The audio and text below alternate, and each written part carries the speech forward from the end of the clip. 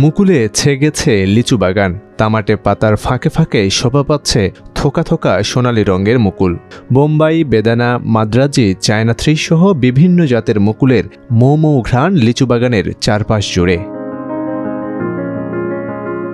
লিচু রাজ্য হিসেবে পরিচিত দিনাজপুরে দিন দিন বাড়ছে এই সুস্বাদু ফলের চাষ।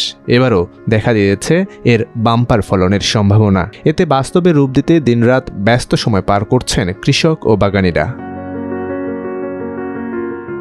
স্থানীয় বাগান মালিকরা জানান, তীব্র খরা ও রোদ বৃষ্টিতে মুকুল ঝরে পড়ে ব্যাপক ক্ষতি হয়েছিল গত বছর। এবার আবহাওয়া অনুকূলে থাকায় আগের বছরের ক্ষতি পুষিয়ে নেওয়ার সুযোগ দেখছেন তারা। গেল বছরে লিচু ফলন পাই নাই, এবার চেষ্টা করতেছি আগ থেকে যে লিচুটা বেশি যাতে ফলনের জন্য। এর আগে আমি লিচু বাগান করছিলাম, কিন্তু আবহাওয়ার কারণে আমার অনেক ক্ষয়ক্ষতি হয়েছিল।